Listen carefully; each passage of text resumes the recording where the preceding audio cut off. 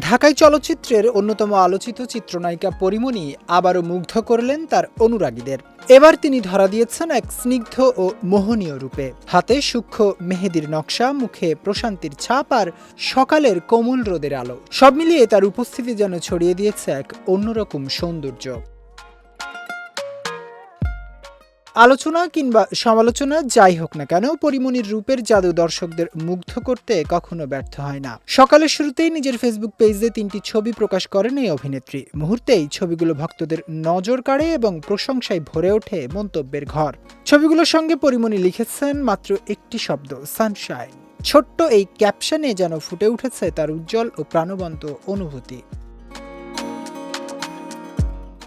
পরীমণির মুখে ছিল প্রশান্তির ছাপ, আর আধ বোঝা চোখে ফুটে উঠেছে এক গভীর মুগ্ধতার অনুভূতি।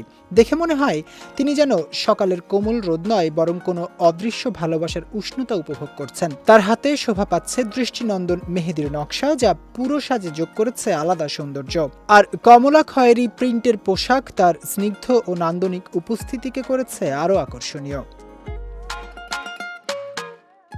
ছবিগুলো প্রকাশের পর অল্প সময়ের মধ্যেই সামাজিক মাধ্যমে ব্যাপক সাড়া ফেলে। মন্তব্যের ঘরে ভক্তরা প্রশংসা ও ভালোবাসায় ভরিয়ে দেন অভিনেত্রীকে। অভিনয়ের ব্যস্ততার তুলনায় পরীমণি নিজের জীবন ও 2 সন্তানের যত্নেই বেশি সময় দিচ্ছেন। তবে এবার নতুন কোনো কাজ নয়, বরং তার এই স্নিগ্ধ সানশাইন লুকের ছবিগুলোই নেট দুনিয়ায় আলোচনার কেন্দ্রবিন্দু হয়ে উঠেছে।